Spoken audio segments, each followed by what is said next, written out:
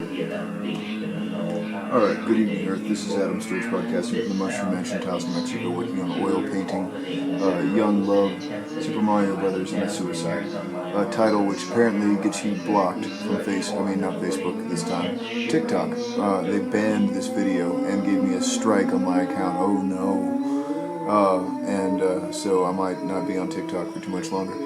But anyway, what I'm going to do now is put a hand in the foreground, sort of reaching out of the picture plane, and make that sort of a focal point and a more realistic element in the composition. So I went ahead and lined in the hand, and now I'm going to take some very translucent Naples yellow and just kind of carve out the general shape of it. I could not tell whether a real wave of very cold air had swept over me, or whether the particular sound had somehow made my body react as though it were being exposed to cold air. It was not lost on me that if the effect had truly generated a blast of cold air, then it had violated the known laws of physics. No, that was not lost on me. But I did not care to experiment further. The whole thing had an eerie aura about it, and if the effect was real, who knew what could come of pushing it too far? I was more confused than ever by my enigmatic brother and his burgeoning ideas and abilities. The whole thing seemed absurd, and yet very compelling, like a hypnotic game into which one becomes absorbed in spite of oneself. We returned to our camp and mentioned to all present that Dennis had generated the wave of cold air that he had predicted from the theory, but it was all sufficiently ambiguous that no one felt drawn to comment. It was already quite clear that two camps were emerging. One that wished no further part in these matters, whatever their validity, and one reflecting our own opinion that cautious experiment was indicated. A commonality of language was breaking down. After dinner, Vanessa and Dave returned to the riverside house, and the three of us settled into our first night in the forest since arriving at La Chorrera. Dennis was in a state of continual activity, amplifying his ideas and trying out new wrinkles on us. He retired into a world of very intense activity. He wrote his ideas over and over, the steps to do it and the theory of why it should work. He was spending lots of time alone writing, or he would come back and talk to us. He was on to something very strange. His word pictures caused reality to shimmer and wrinkle at the edges. He was really in touch with this bubbling obsidian fourth-dimensional fluid that we were going to bond into a usable tool and end history and go to the stars.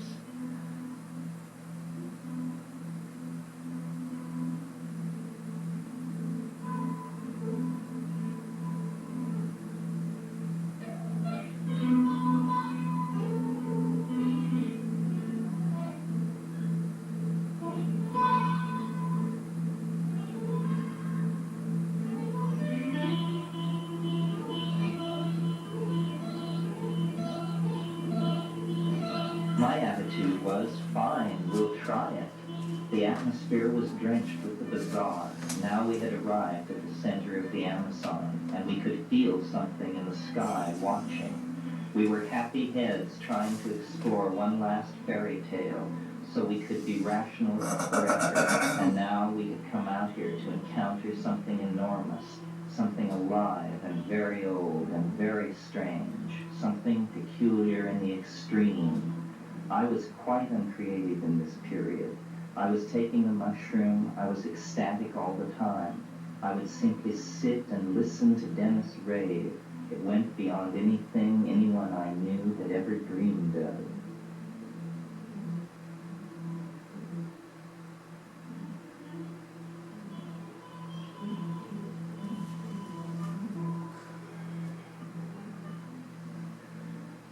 We had set the evening of March 4th as the day we would test the full theory of the Harmine DNA bond.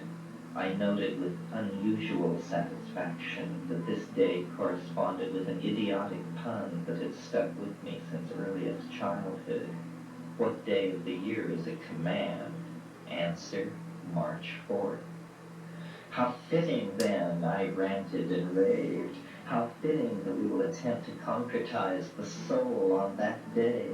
Absurdly, the coincidence of the date with that pun seemed part of a universal secret plan, unraveling to bring us to the history-culminating moment when man would march into a higher dimension.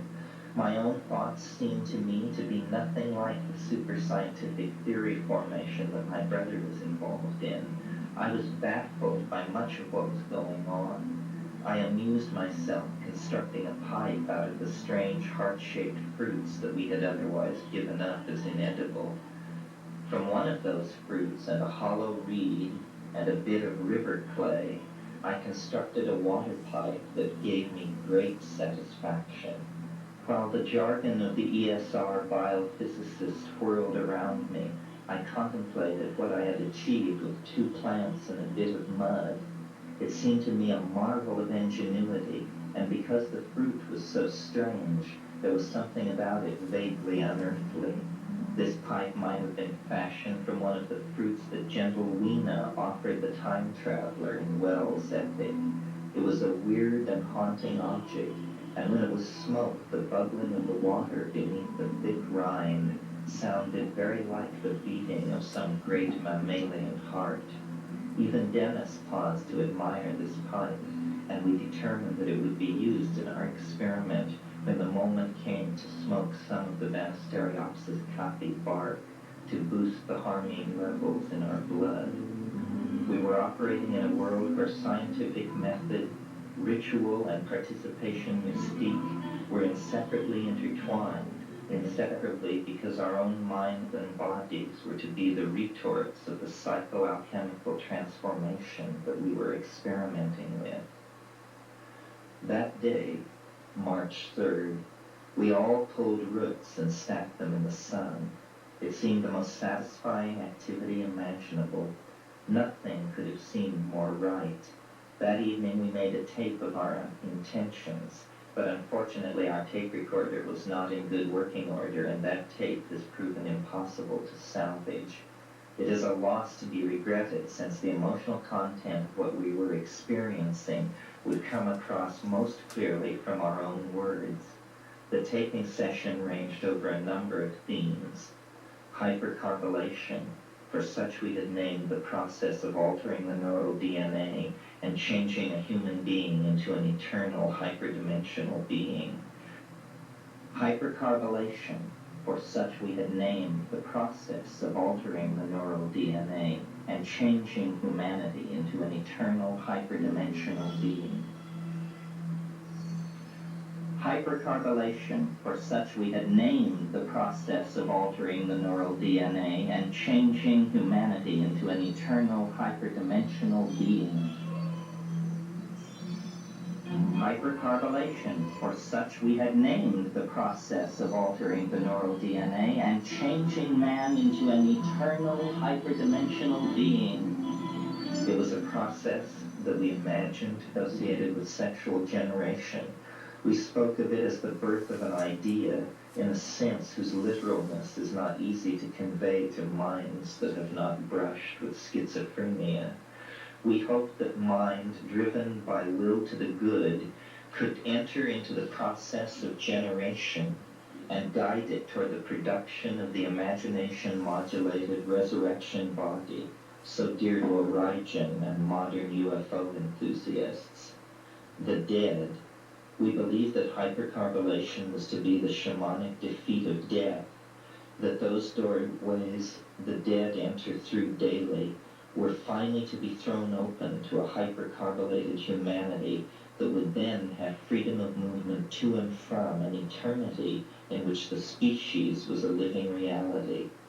The presence of our dead mother, or Carl Jung, Newton and Bruno, Pythagoras and Heraclitus, was an overwhelming and all-inclusive intuition that we shared and could not ignore.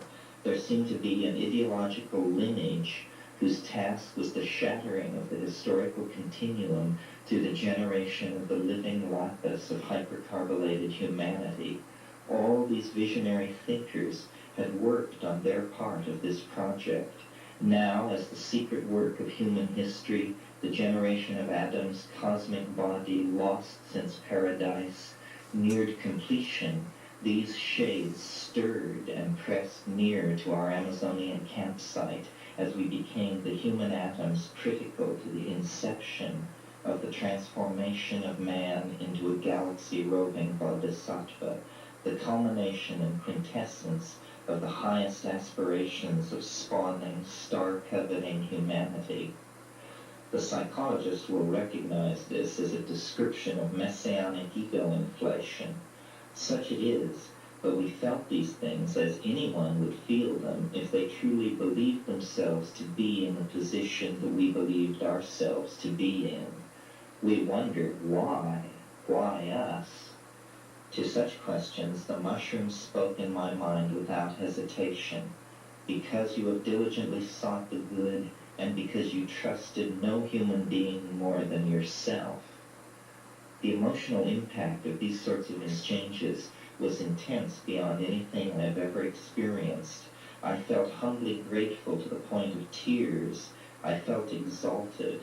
We wanted to salvage paradise for humanity, and we thanked all gods and nature that our eccentric quest, out of all the lives and paths being lived on the earth, was placed by fate to be so near the cutting edge. Where the elder shamanism had failed, we would succeed. The rescue of the timeless pearl of human immortality from the well of death would, through the act of hypercarbylation, become a living reality for every person who had ever lived. All the pain and suffering and war and desperation would somehow be replayed and made right through the intercession of the mystery of higher dimensions and backward flowing time. The wave of understanding that had been gaining since the 27th of January was now about to crest. The wave was so strong as to be nearly visible in everything around us. The lenticular shape of the approaching lapis seemed to be everywhere that I looked. Every shape and form around me was pregnant with its unearthly, opalescent depths.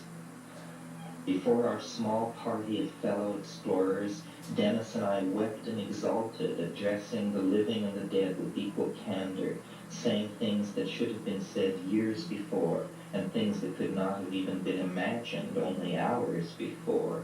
We knew that we were behaving bizarrely and were highly emotional, but the intensifying wave of understanding that had gathered itself around us explained all of this. It was, we were assured and assured each other, because ahead of us in time the experimental attempt at hypercarbylation had already succeeded. So many lines of probable fate were sweeping toward the staggering moment of culmination that its inevitability was already sending shock waves and distorted images of the millennium crashing backwards through time. Alright, that starts getting a little bit of a presence to it. Dennis recently reminded me that I assured all present that so inevitable had our experiment become that if we did not tend the fire and brew the yahe, then these things would be done by themselves. Dry wood rustling out of the forest, gathering itself into the ring of firestones and there to burst into flames. The yahe spontaneously shredding and immersing itself in the waiting pot of water. At the time, this was an easy extrapolation from the hurricane of shamanic gnosis and synchronistic coincidences that was both confirming our success to come and at the same time distorting the very ontological basis of our reality as the inevitable choro of time and necessity narrowed around us and the black hole of a hypercarbylation attempt strengthened its grip on us and drew us with ever-increasing inevitability toward the singularity in time where an unimaginable transformation awaited all on our planet.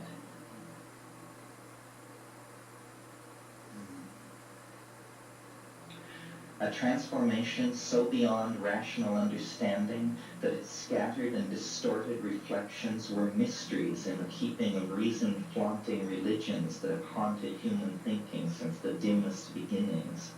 Running through my mind then, for the first time in years, was a childhood carol long forgotten. O little town of Bethlehem, how still we see thee lie. Above thy deep and dreamless sleep the silent stars go by. Yet in thy dark streets shineth the everlasting light. The hopes and fears of all the years are met in thee tonight. There was another aspect to the reveries in which I was immersed. This was something that I imagine is conventionally known as remembering previous incarnations. There was an influx of information about being another person in another time, but the time was fantastically ancient and the world portrayed without any historical validity. Perhaps these images come from the same depths that are the source, for some people, of the conviction that Atlantis or Lemuria once ruled a world no trace of which remains. My reincarnation memories were not of life as a citizen in one of those occult locales. Rather, my reminiscence was set in the mountainous heart of Central Asia. It was the age of these images that made me gasp. For even as the images filled my mind, an invisible presence was assuring me that this was a human existence lived out 8,000 years in the past. I recognized myself as a reflexive Tingi, the first shaman, a powerful magician and an inhabitant of Tibet 8 millennia ago. Not a primitive, but a technician of hallucinogens and crystals whose long gaze pierced into future time, even to the resolution of our little expedition poised on the brink of the perfection of the opus. It was as though I understood myself to be, on one level, the living reflex and tool of this eldritch ancestor, a super shaman actually in charge of the effort to recreate the ontological status that all shamans have always claimed, that of being able to travel to the stars and the places of the dead and return. That was the task of this Bön master, touching many events and minds in the long and meandering river of centuries. Such was the mood of the last tape. It told far more than I can remember. It was intimate and intense. I suppose that its loss was unavoidable, even as all that was happening to us seemed necessary, like the necessary fulfillment of prophecies.